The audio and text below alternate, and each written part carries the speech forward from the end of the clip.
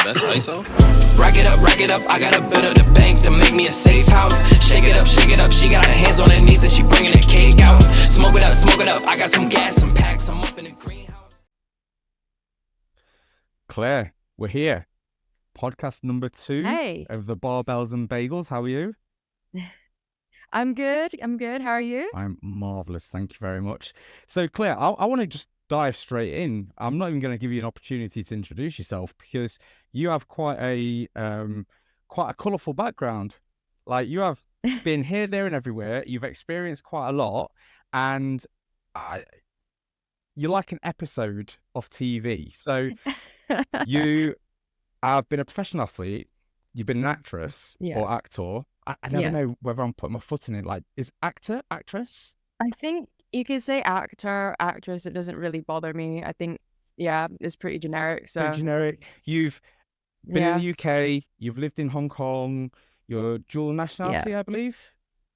yes. Cool. I mean, just tell me, because I'm so fascinated. Like, just tell me a bit about that. Well, I was born in Hong Kong. My dad's English and my mom's Chinese. And I grew up there until I was 16, I think. Moved to the UK to do my A levels. Then took 2 years off, just kind of, well, because I was actually dealing with an eating disorder, so I had 2 years off after that. And then came back to the UK in 2015. Did university, so did my undergraduate, did a master's, and then pandemic hit, came back to Hong Kong, and then moved back to the UK actually the summer last year. And that was to do another master's degree, and that one was in acting. So Just another during, master's. just another master's, yeah. Wow. I struggled with 1 year of university, let alone doing all of that. That's crazy. What was your master's in? So Yeah. you did acting, and then Well, my first undergraduate degree was performing arts, and then I did a master's in film production. And then when I came back, I did a master's in acting as well. So what kind of acting have you done? Is there anything that anyone would know? Is there anything exciting in there? I mean, not really anything big. I've done like small bits in like independent features. I mean, actually, I was in a commercial that quite a lot of people might have seen, but you wouldn't know it was me. So there was a commercial for Sony. Sorry. Mario Sonic at the Olympic Games, the 2020 version, which was actually on the PlayStation Store and stuff. So I was in that. And more recently, I was actually in a commercial for a video game, but I can't say anything about that. So, Don't yeah. tell me that. Now I'm just going to try and get it out of you the whole podcast. I think, yeah, my contract will be slashed if I say anything about that. Right. So, Okay, I'll yeah. do my best, I promise. So, acting, done a lot of traveling, but we're here for the sport and the coaching. So, how the Yeah. hell did you turn into a professional athlete when it sounds like you had no business being a professional athlete based on that background? Well, I learned to row when I was at university, and that was it was in my second year of university in 2016. And then basically I just got really good at it. And then when the pandemic happened, so what happened was, I'd finished my first master's degree, I'd moved to London, and I was like, okay, yeah, I'm ready to start being an actor, gotten my agent, all of that kind of stuff. At the time also, I still continued to row after university with a local rowing club. But yeah, I was just like, yeah, all that's going to start. And then obviously the pandemic hit. And I basically decided that, because my parents both live in Hong Kong, and at the time, even though like there was, there was a lot of stuff about like Hong Kong and like being next to China and all of that kind of stuff, but in reality, like it was actually just really hard to get into Hong Kong. Like they weren't letting like any tourists or anything through, but obviously because I've got a national identity card and the passport for Hong Kong, I could go through. I just had to do quarantine. But once you were in Hong Kong, it was fine. You could go out to restaurants, you could do whatever you wanted. whilst London, well, all of England was in like a complete lockdown. Yeah. But during the lockdown, essentially, like whilst I was in England, my rowing club loaned us all rowing machines. So in order for me basically to kind of just like get through my days, I would spend most of my day training. So I'd probably do 2 or 3 sessions a day Oh, just because I had nothing better to do. Like as an actor, I had no jobs. Like all of the jobs that I had was potentially put forward for, they were all cancelled. So I was just like, okay, well, I'll train. So went back to Hong Kong for what was meant to be. I was just like, oh, it's just going to be a few months. I'll be back in England by September. Everything will be fine. Obviously it wasn't. But I went back to Hong Kong and joined a local rowing club there. And then somebody basically was like, oh, you're quite good. I can put you in contact with the head coach of the Hong Kong national team. And I was like, okay, yeah, that would be really cool. Cause like, I was like, I kind of like, I'd considered wanting to be a professional athlete because I knew I was quite good, like, especially as like a lightweight rower. I had like quite a bit of potential, but it was always kind of one of those things that was like, oh, it would never happen, but it would be really cool. And then it did happen, which was like amazing. Like it was honestly like a dream come true. And essentially from there, it just gave me so much security throughout the pandemic as well, because basically I got free accommodation. I was given, a place to live, food, transport, and all of this kind of stuff. And I basically just got to row full time for like 2 years, which it had its good and bads, I'm gonna say, because of the pandemic, I didn't actually get to really do much competing. I think I did one race, hmm which even then wasn't really a really big race. And I wasn't good enough, like, even though we had trials for like Olympics and stuff like that, I actually, at the time, I still wasn't good enough to be considered to, I think I trialed to be in the Olympic trial boats, but didn't get through to that. Actually, the main thing I was gonna get to, I was told that I could do, was the Asian Games, which was meant to be last September. But I actually ended up getting postponed to this year. So then I decided I didn't want to stay that much longer, because the whole plan for me was it was only going to be temporary anyway. So 3 years was kind of too long for me. Yeah. Whereas like I was kind of like, I just wanted to do maybe 1 to 2 years. So Okay. yeah, it did have its good and bads, like a lot of like mental health stuff. I went through a lot of mental health stuff at the time. But made it out, and honestly, like it was, I wouldn't like change that experience for the world. It was such an amazing experience, just being able to, especially now, just being able to say, oh, I rowed for a national team. I So mean, I yeah. mean, what kind of percentage of people can say that they got to that kind of level? Like, less than 0.5%, Yeah. 0.2% of people have even been considered. And you've done it in such a short space of time. Like, you just did it for shits and gigs, and then you just fell into being a national rower. That's crazy. Yeah. Yeah, honestly was. And I mean, never say never. I might consider doing it again. It just depends on like what happens with my life in the future, basically. So Yeah. yeah. So when you was competing, you was in that national program.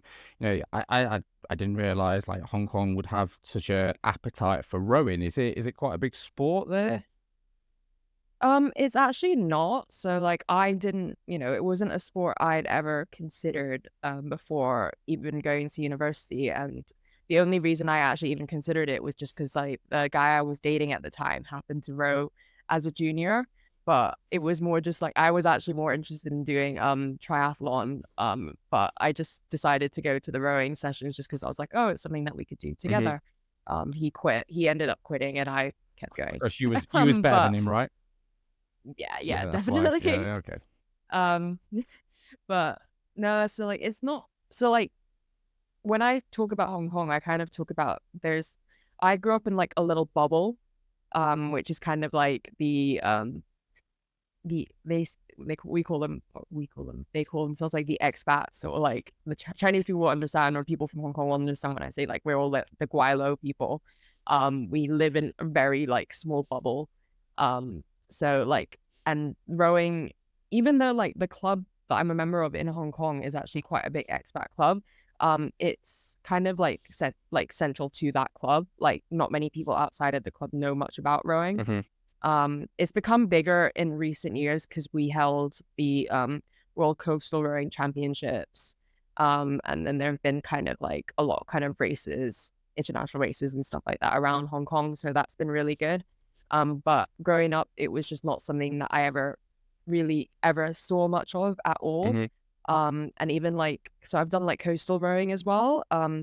That I don't think they like coastal rowing was really done that much until maybe like 10 years ago in Hong Kong or something.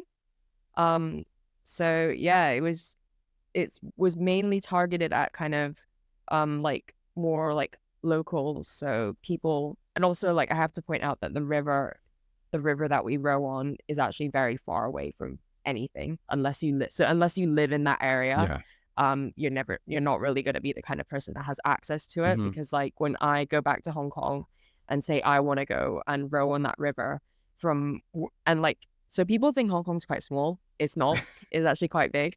So for me to get to that river, to be there at 6 a.m, I have to leave at 4:15 a.m. Oh wow. So yeah, it's quite far away. So it is targeted at like the people in the area, and most of the time they come through it from the age of like 10. Like 10 to 14 is kind of the ages where they kind of go through this whole like talent scouting thing, or they come through as like juniors, kids or whatever, and then they kind of make their way up through there. And then a lot of my teammates started rowing when they were like 11, for example. Wow. So they really just get into it. That was me. They get into it young. Yeah. And then you was at that level, and was you living that professional, because there's levels of people that do it, right? There's always going to be people that take it to the nth degree. Was you the food, the nutrition, the rest, the sleep? Was you going all in on it? So like, yeah, well, basically we had the help for it. So we had, like nutritionists and stuff like that. And it was, sorry, 1 second, my light is just. It's okay. Okay. 1 moment. You might have to cut this bit out. I'm not cutting anything. It's going to be raw. It's going to be unedited. Mistakes and everything. I will make so many mistakes over the course of the next few weeks, so don't worry about it. All right. Okay. Yeah. So yeah. Okay. Where was I? So like, yeah, the level of everything. So yeah, basically we had nutritionists and all of this kind of stuff, but a lot of it was kind of like within your own intuition. So I put a lot of pressure on myself to do well, and in that I actually ended up not doing well.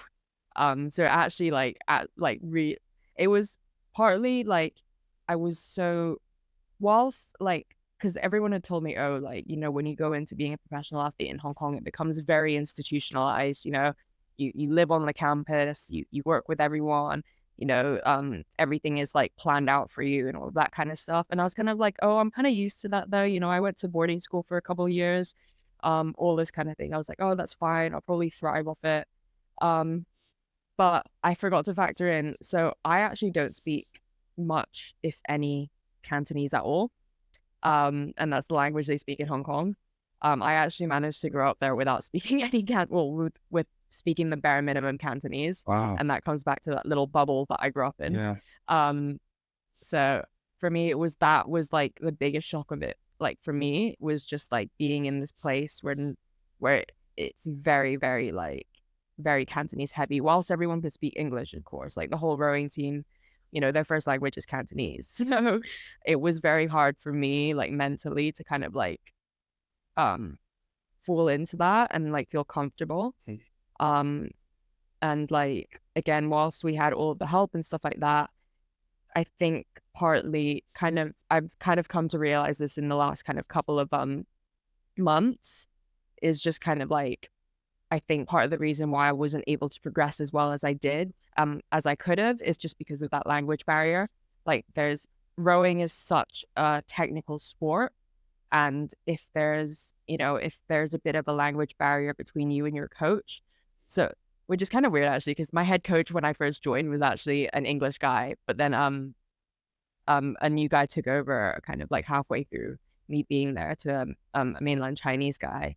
But our kind of like other coaches were all Chinese, and I think sometimes again it comes back to that kind of that language barrier. You know, some of the words, um, you know, if they know them in Cantonese but don't know them in English, it's not going to be useful for me.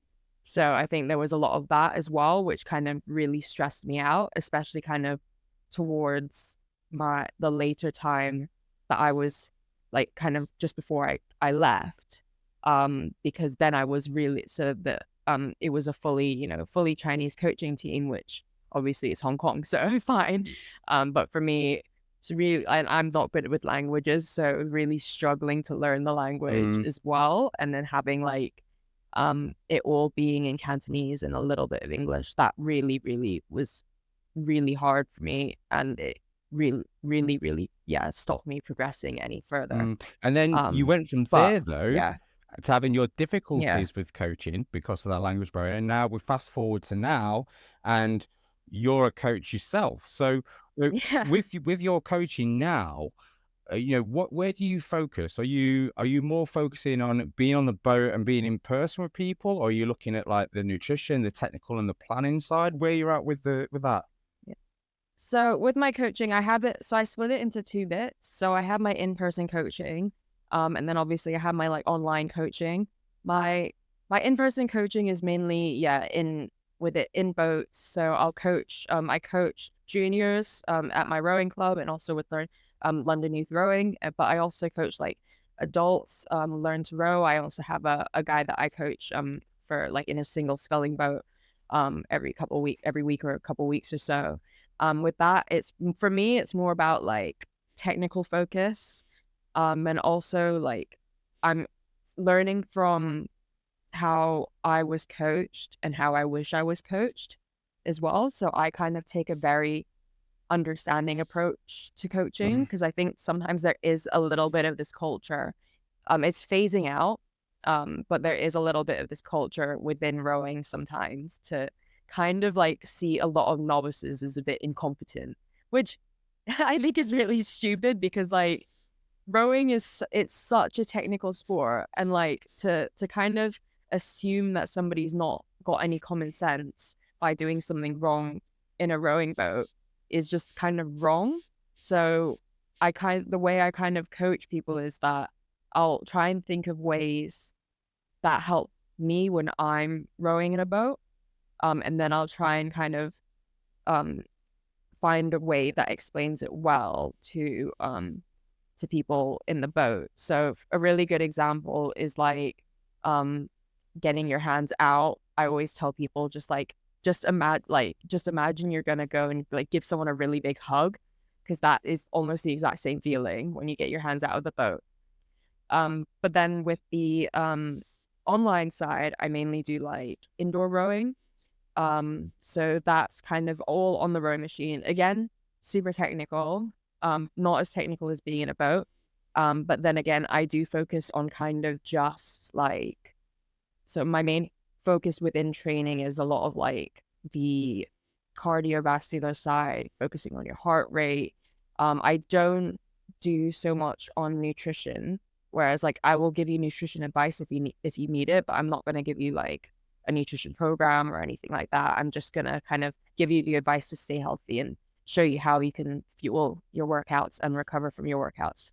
Just because I have an eating disorder history, I don't really like, I get really obsessed when someone starts giving me, like, I get obsessed with the training program. So let alone a nutrition program, I could get even more obsessed with that. So, yeah, with the indoor rowing side is all about just kind of, yeah, making sure you making sure you understand like the kind of training, the training zones, and then also like kind of working with people to find that balance, that life work balance. Because I think sometimes, especially with rowing, if you want to do well in the sport, doesn't matter if it's indoor rowing or if it's on the water rowing, it's really hard to find that work and life balance, because it is actually a really addictive sport once you start getting into it. Like there's a huge indoor rowing community, like people that will only race at, like in British Indoor Rowing Championships, World Indoor Rowing Championships, all of that kind of stuff.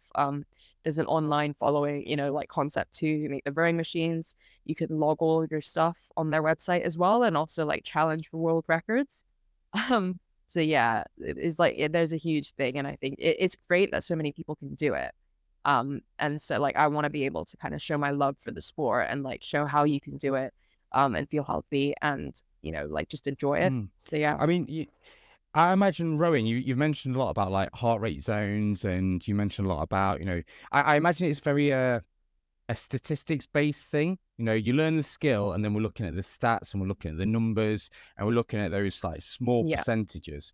But obviously Yeah. you're going to have clients that want to progress that side. But in terms of like well-being, longevity, and the other elements, what other things do you find that your clients get from doing the rowing and focusing on those little elements? What do they get outside of it?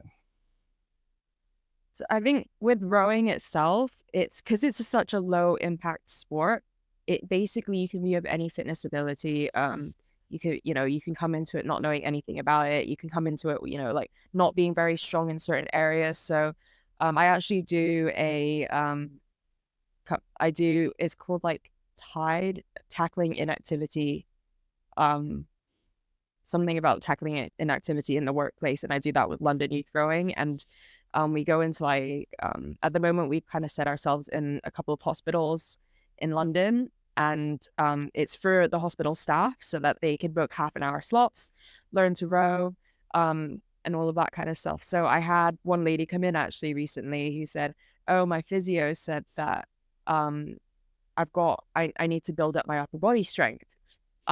So one little known fact, one misunderstood fact about rowing is that it's actually a leg dominant sport, and it's a full body sport overall. So your arms, whilst it does involve your arms, the biggest part of it is your legs.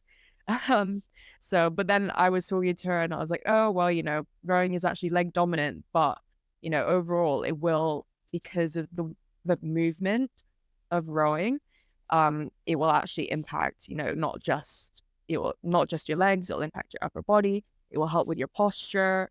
Like what I tell, especially people who are learning to row, the movement on a rowing machine is almost the same as doing like a deadlift or a power clean. Yeah, sure. And if you think about how good deadlifts are, for people who are just wanting to have, just, be able to feel a lot healthier, feel a lot fitter, feel a lot stronger. I mean, it's a compound lift at the gym anyway. And like, if you're teaching a client like lifting, it's one of the main lifts that you probably progress them up to teaching, or do a variation of a deadlift, because that is what's going to help you, when you get a bit older in life, being able to move around more and stay standing. So It's the same thing with rowing. And yeah, what I tell clients as well is, especially if you start young, it's one of these things you can keep doing. And like, okay, you don't need to you don't need to work towards going to like the indoor championships or anything like that. But what it's going to do is going to build up your strength, number one. Number two, rowers have some of the biggest lung capacities of like any athlete. So not only that, it's going to make you so much fitter as well, so that when you're older, you're going to be able to move around, you're going to be able to walk for ages. And then just basically just make you feel good overall. And you don't need to do a million sessions a week. The good thing about rowing is you can do short, quick sessions a couple times a week, and that'll be really good for everything, because it works up to like 90+% of your body as well. Wow. I mean, I'm a big believer in doing less to get the most. We spoke before the podcast that you've just gone through a burnout period of time, and I think there's very few people that go through proper burnout, but when you're there, it takes a long time to recover. Very few people, I think, train to that level of intensity where they are actually overtraining. I did a post on it today on Instagram on people needing rest, and realistically, people don't train that hard in the gym. 90%. Yeah. But when you do, So like, how long has it taken you to get to that point of overtraining, and how long do you think it'll take you to recover?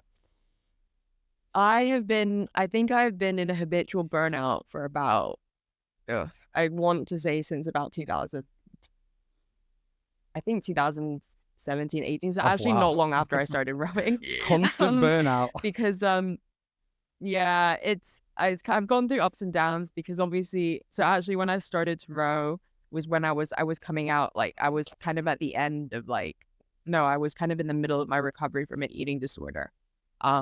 So rowing actually taught me how to like fuel my body and not be afraid of food. So it was a good thing in that sense. But I think for me, because of the culture I grew up in, so I growing up in Hong Kong, going to like a private school, and having this expectation to always do well. Um, with rowing, I found that it was something that I was able to excel in. But so then I was like, okay, well, I need to prove myself because I'm good at it now. I need to prove myself even more. So I would push myself really, really hard on that. But also on the other end, outside of rowing, I do a lot of stuff. I work really hard outside of rowing, and it was I think it began in my third year of university. I basically was like rowing all the time. I'd wake up at 4 a.m. I would row. I'd go to classes. Afternoon, I'd probably do another rowing session, like a training session. And then I also started a part-time job. So we'd go to this part-time job, probably wouldn't finish until like 11, get home near midnight, then get up at 4 a.m. And because at the time I just didn't have a huge concept of like rest, I was like, oh, as long as I can do all of this, it's fine. Um, and then that was kind of where it started. I think it was within a few months, I started to notice that like I was just feeling really weak. I couldn't push anything. Um, and then it's kind of, I wasn't really conscious of it being burnout though until maybe about 2 years later. So I want to say like kind of when I actually started to get help for like a lot of my mental health stuff, which was when I was actually back in Hong Kong. And then I was kind of a bit more aware that I was actually just constantly burning out. Um, which at that point though, it gets very hard because um I was in like a, national team, and then I had on one side of things somebody telling me to like adjust my program so that I'm doing less. But then obviously I still had to meet the demands of the program. Mm. So that got really, really hard. And then kind of after that, I was able to spend a good amount of time recovering because I'd actually quit rowing at that point. So I left the team and then quit. Kind of slowly started to get into it again, but I was kind of like, oh, I'm not going to compete again. I'm not going to compete. All fine. Um, and then I was convinced to kind of start rowing, like competing again, because one of the coaches was like, oh, well, you could go to Henley Royal Regatta next year. And I was like, That okay. sounds nice. So yeah, with that kind of like carrot dangled over my head, I was like, okay, I'll start again. But then one of the things that she did actually say to me was, we all know what you're like, Claire. You need to rest. When we tell you to rest, you need to rest. And I actually did that really well. So I had recovered a bit more from this burnout, I think, kind of up until about May, because I did that really, really, really well. I was like following the training program properly, and I maybe do one or two extra bits, but like really trying not to, you know, and then because I decided to compete as a lightweight rower, um, over the summer. And that's kind of where burnout, and because I'm so susceptible to burnout. So I think one of the things is as well, you can kind of recover from it, but you'll always be susceptible to it. Mm. And I'm susceptible to burnout now. So when I decided to go lightweight, which meant I had to cut some weight, which also meant I had to do extra training because I needed to burn the extra calories. I kind of basically very much burnt out by summer. So I spent all of my summer, like after the racing season, just so incredibly ill. And whilst I'm a little bit better now, I kind of am kind of going into like an in and out because it's also a behavior thing. So whilst I could be conscious of the fact that I am overtraining, and I am, I also, because I'm not doing my master's degree anymore, so I've not got a set schedule. I'm doing stuff to my own schedule, which means I actually don't take days off anymore. So yeah. So whilst I'm aware of that behavior, it's actually just really hard to kind of balance out of that behavior, even though I know where I should go. So you So, remind me a yeah. lot of me. And I think, I see a lot of the traits that I do because through physique development and through bodybuilding, a lot of bodybuilders experience the same thing where they feel like more is better. Like they feel like they're missing Yeah. out on progress if they're not in the gym, or they're missing out on progress if they're not constantly learning about something else. And then you got the business side as well. You're looking to push your coaching Yeah. business. You're forever on social media. You're forever trying to do the next thing to keep your clients happy. And sometimes it's not just about one thing. It's about the culmination of everything, right? You've got all these Yeah, different exactly. plates that you're spinning. Eventually, you're going to drop a few. And I feel like that's Yeah. when burnout comes in. So what would you, if you had a client that was showing signs and symptoms of burnout, what would you suggest to them, and how would you recommend people manage that? So for me, it would be more about kind of having that conversation, having like, saying, okay, let's have like a talk, and see where you're at with things, and also like letting them feel comfortable with, I want my client to feel like they can talk to me about anything, because I don't want to put a program on you if, I know you're going to feel tired all the time, but also like, I don't know how to shift that program, unless you're basically telling me what else you're doing around the side of things like that. And with my client, I would essentially say, look, there's obviously, I can't do anything, to change anything within your own personal lifestyle. Like that is entirely up to you, or like outside factors. If it's work, and obviously you can't change anything with work, then that's fine. But we can think of ways that we can make this a little bit easier on you. So if it's, changing up your training program a little bit to make it so you're just doing light sessions for a few weeks. May that be, like if it's just a rowing. So if you're just doing a rowing based program, that would be going just into recovery training for a few weeks, which is actually what I do sometimes. My coach sets that for me quite a lot, actually. So if he sees that I'm going too far one way, he's like, okay, this week you're not following the program. You're just doing recovery training. Yeah. So it's like kind of like that kind of thing. Or else just seeing, is there any way that we can make any small goals throughout the week, then to kind of shift the focus on something else as well.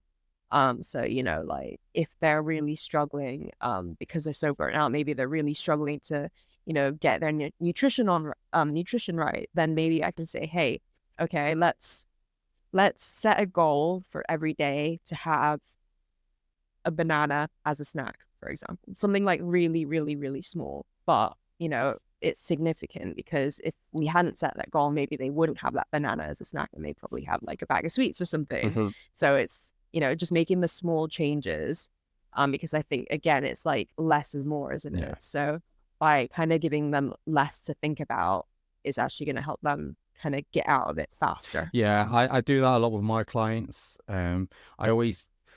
I always try and reduce it back, and just like you say, just give them less to think about, because it's always adding to that bucket, right? We've got a bucket. Yeah. That bucket's going to keep filling, and eventually you're just going to overflow. Whereas if you're just going to put drops in now and again, it's going to take a much longer period of time for it to spill over. I always use the analogy of, on the motorway, there's periods of time where you need to put your foot down, and you need to accelerate, and you need to push hard. There's periods of time where you just need to coast, and you just need to do the bare minimum and just not regress. Because you never want to go backwards on a motorway, because let's face it, you're going to get fucked up. But you can definitely just coast, and when the time comes, you put the pedal down and away you go again. So yeah, completely resonate with that. Now, you've touched a lot on, you spoke a lot about mental health. You know, you spoke about your eating disorder. You touched on the ADHD side, and no doubt you had a hell of a lot of mental health issues during COVID, like a lot of people did. You know, and you Yeah. was traveling to, different continents during that time as well, with language barriers, with the rest of it. So what kind of things have you done apart from training? Because we know that training is so important when it comes to mental health. But if someone came to you and said, "Look, I'm really struggling with this, and I'm really struggling with that," what other strategies outside of sport have you used to manage your mental health and cope with it? So for me, it's a lot of like kind of just being open about it. So like I'm really trying like on social media as well, but also like with people that I'm close to, just kind of having that, starting that conversation. Cause sometimes it really just helps to just talk. Like if you talk about your struggles to people, and maybe sometimes it does feel a little bit like trauma dumping on people, but I mean, you do feel a lot better for it. And like, especially if they're good friends with you or, if they're close to you, then that you shouldn't feel guilty about, kind of voicing this. And I think also just like sometimes you just want to be heard, right? It's not, you don't really want somebody to actually like give you advice. Mhm. You just want to be heard. And I think just making people aware of that as well, so if you're, and I want to say that like a majority of people are genuinely like really nice about it. It's like good friends or like, just someone you see every day. Most people are going to be genuinely really nice about it. It's not something that I think should be scary. And I think a lot of people are still quite scared about opening up to other people. Um, and yeah, so I think just talking to people about it, making people aware that, stuff is going on. I think sometimes that I do share too much with some people, but I think it's also because I'm just like permanently stressed. Um, but it does make me feel better when I talk to people about stuff. Obviously I'm aware that I don't want to say stuff all the time because obviously but it does make me feel better when I do talk to people about stuff like about my struggles and things like that, like about me burning out, about me like having a lot of stuff to go on. Um, yeah, just that. And also like I know not everyone can afford it, but if you can get help, like therapy is so good. I'm not in therapy at the moment, but I did go into therapy when I was in Hong Kong, and honestly that did the world of difference for me. Um, like had I not been to therapy and kind of realized a lot of what was going on, so kind of they found like when I was in therapy, my therapist was like, because I was kind of like, oh well, I feel really depressed, I can't talk to people, all this kind of stuff, and she was like, I think you've just got severe low self-esteem, um and then kind of learning to build on from that. So like I'd say what 20 2020 2021, I would have been I was really like to introduce myself to people, or just kind of when I was in a big group of people, I would stay quiet. Like I wouldn't be the one to talk at all. Um, which is like I'm a really loud person. So like if you do know me, I don't shut up. But if I'm new to a group, and I don't know if I'm like welcome, then I wouldn't have spoken to you at all. I would have just kept quiet. I found making eye contact like I would I just couldn't make eye contact with people at all. And then kind of coming out of that, after kind of coming back to the UK, realizing that like, and it was actually really hard as well for me to like kind of see if it was helping until I kind of left it all. When I came back to the UK, I found that I was a lot more confident, and more confident than I had been. So I was able to like spark up conversations with like strangers, and all of that kind of stuff, which I never was able to do before. And that puts me onto another thing, which is I think it's about celebrating the wins, no matter how big or small they are. So it's just like some self-reflection is good in that sense, where like, like if I think it was like I had somebody invited me out for like a walk when I was in Hong Kong, and um I was like really nervous about it. Like I So one of the things with my low self-esteem is that I find it really hard to like kind of be with people one-on-one. I'm really good at like I can actually be good in a group now, but like kind of just like going out for a coffee with a friend, I still kind of am like not big on that.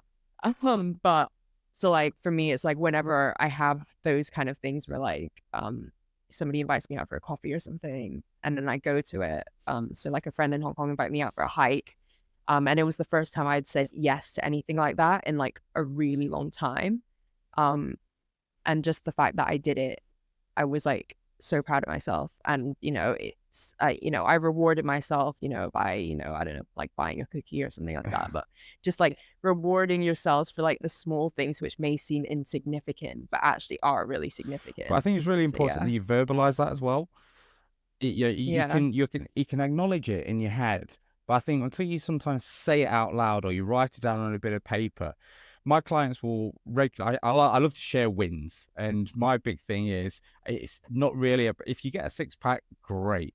But if you tell me that Mm. you've been able to wear a dress to a party and you felt amazing, that's the Yeah. bigger win for me. And whenever clients send me just a photo of them in a dress, or you know, they've alluded to the fact that they've had some kind of success, I always make them tell me.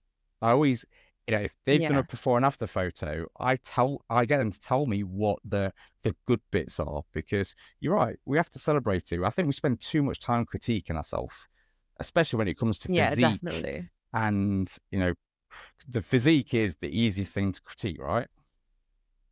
Yeah, I think it's so hard to not critique yourself on physique, but I feel like it's just one of those things where like you need to kind of just feel good within yourself rather than like the way you look.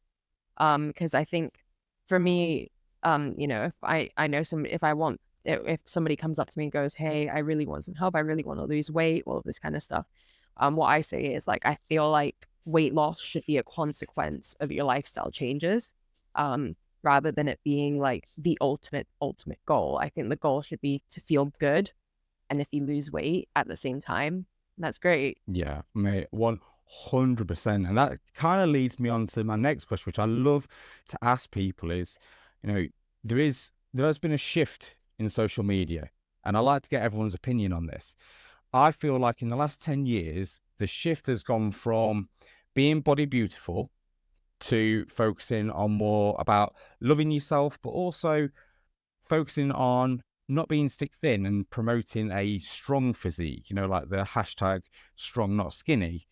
So Yeah. what's been your perception in the last, you know, 6, 7 years, and how social media has evolved, and how do you feel like that's impacted on perhaps your niche? I think social media I still have like a love-hate relationship with.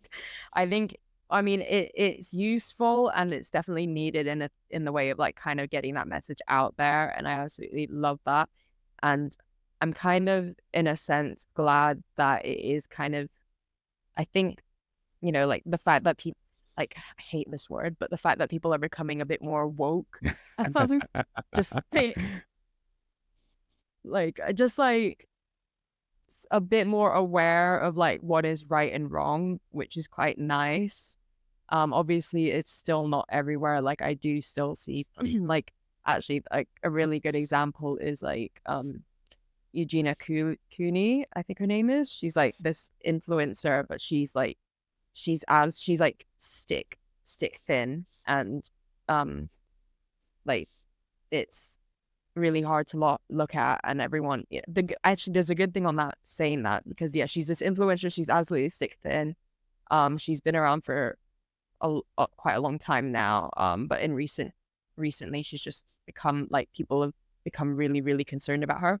And it's interesting to see you get a lot of people like actually commenting, and not saying bad things actually. Like it's just people, I think there was like a signal that people would put, which wasn't actually like it was a term of endearment rather than like something negative towards her and like saying bad things about the way she looked. It was like it was something about like, you know, just wanting her to get help, Mm. which I think is a lot more common now. People are kind of coming together People are more to kind of be a concerned. bit more positive. Yeah. And like in general though, people are kind of like you see a lot less. There's always going to be people who write like hate comments and stuff like that. But the positives completely outweigh the negatives on that sense.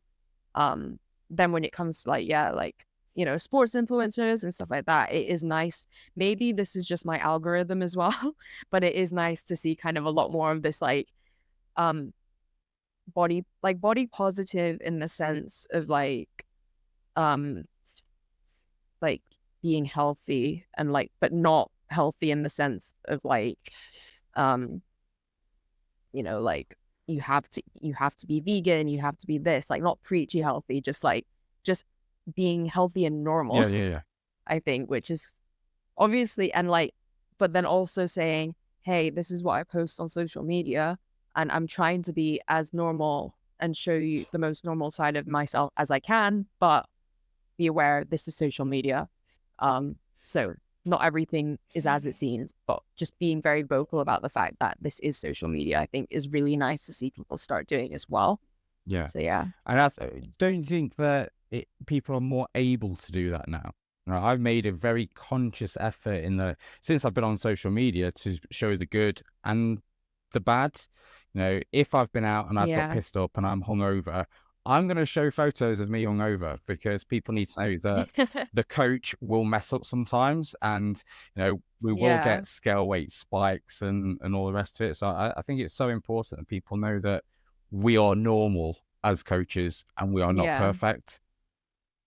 Yeah, I mean, for me, I don't always wear makeup whenever I do stories and stuff like that. I don't like using filters, anything like that, because I'm just like, well, what's the point? I want to show me rather than some made up narrative version of me. So yeah.